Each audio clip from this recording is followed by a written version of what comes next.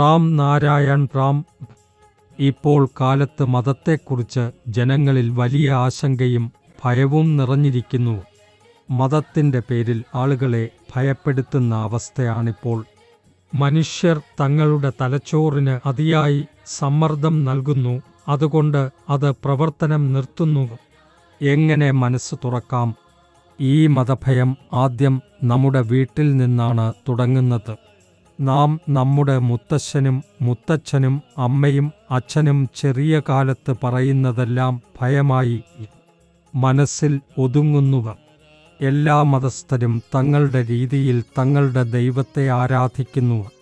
എന്നാൽ ഇവരിൽ ശരിയാണ് ആരെന്ന് തെറ്റാണ് ആരാണ് നിശ്ചയിക്കുക? സത്യത്തിൽ ഇന്നത്തെ കാലത്ത് ആരും ആഴമായി ചിന്തിക്കാൻ താൽപ്പര്യമില്ല. എല്ലാവരും ആദ്യം തന്നെ ചിന്തിക്കേണ്ടത് ഞാൻ ആരാണ്, എവിടെയാണ് നിന്നാണ് ഞാൻ വന്നത്. ആകാശം എല്ലാവരെയും അതിൻ്റെ മടിയിൽ ഇരുത്തിയിരിക്കുന്നു. സൂര്യൻ, കാറ്റ്, വെള്ളം എല്ലാവരും അവരുടെ കർത്തവ്യം നിർവഹിക്കുന്നു. പ്രകൃതി അതിൻ്റെ ധർമ്മം എല്ലാവർക്കും ഒരുപോലെ നിർവഹിക്കുന്നു. അങ്ങനെ ആരും മറ്റൊരാളുടെ വേണ്ടി അതിനേക്കാൾ നല്ല രീതിയിൽ ചെയ്യാൻ കഴിയില്ല. ഞങ്ങൾ ഈ പരിപാടി 11 വ്യത്യസ്ത ഭാഷകളിലും വിവിധ രാജ്യങ്ങളിലുമായി നടത്തുന്നു. നിങ്ങളും നിങ്ങളുടെ അഭിപ്രായങ്ങളും ആശയങ്ങളും ഞങ്ങളോടൊപ്പം പങ്കിടാൻ കഴിയേണ്ടതിനായി. നമ്മുടെ എല്ലാം ഒരു മാത്രമൂലധർമ്മം മാത്രം ഉണ്ടത് പ്രകൃതിയുടെ ധർമ്മം. അതെ സ്വീകരിക്കണം. അതനുസരിച്ചാണ് നമുക്ക് ജീവിക്കാൻ കഴിയേണ്ടത്. പ്രകൃതിയാണ് നമുക്ക് ജീവൻ നൽകിയതും എല്ലാം നൽകിയതും.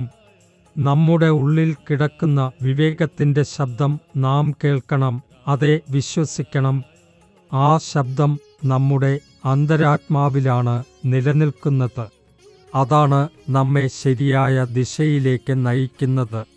നാം ആ ശബ്ദം കേൾക്കാതെ പോകുന്നുവെങ്കിൽ മോക്ഷം നമുക്ക് കിട്ടില്ല.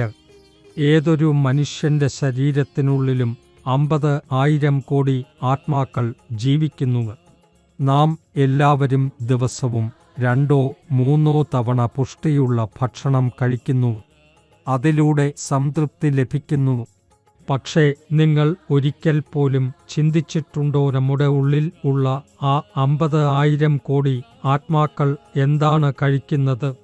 അവയ്ക്ക് ആഹാരം ലഭിക്കാതിരുന്നാൽ അകത്തുതന്നെ അവ മരിച്ചുകൊണ്ടിരിക്കും. ശേഷം എന്ത് സംഭവിക്കും? നമ്മുടെ ശരീരത്തിൽ ആ ആത്മാക്കളുടെ ശക്തി, ഊർജം എല്ലാം ഇല്ലാതാകും. അതുകൊണ്ട് നാം ദുർബലമാകുന്നു, നമ്മുടെ തലച്ചോർ പ്രവർത്തിക്കാതാകുന്നു. ഒറ്റവാക്കിൽ പറഞ്ഞാൽ നമുക്ക് ലഭിച്ച ജന്മം മുഴുവനും വ്യർത്ഥമാകും. അതുകൊണ്ട് ഓരോ മനുഷ്യനും ജപം, തപസ്സു, ധ്യാനം എന്നിവ നിർബന്ധമായും നടത്തണം. നാം ധ്യാനം ചെയ്യുമ്പോൾ നമ്മുടെ ഉള്ളിലുള്ള 50,000 കോടി ആത്മാക്കൾ ഒരേ സ്ഥലത്ത് കേന്ദ്രീകരിക്കപ്പെടുന്നു. അവ നമ്മുടെ ശരീരത്തെ ഊർജം കൊണ്ട് നിറയ്ക്കുന്നു. നിങ്ങൾ മനസ്സിൽ ഒറ്റ കാര്യമെങ്കിലും ഉറപ്പാക്കണം: എന്തെങ്കിലും സംഭവിച്ചാലും ധ്യാനം ചെയ്യണം. ധ്യാനത്തിലൂടെ നിങ്ങൾക്ക് ഉള്ളിലെ ആകെ ആശങ്കകൾ, മാനസിക പ്രതിസന്ധികൾ, സംശയങ്ങൾ, മടിയുകൾ എല്ലാം അകലും.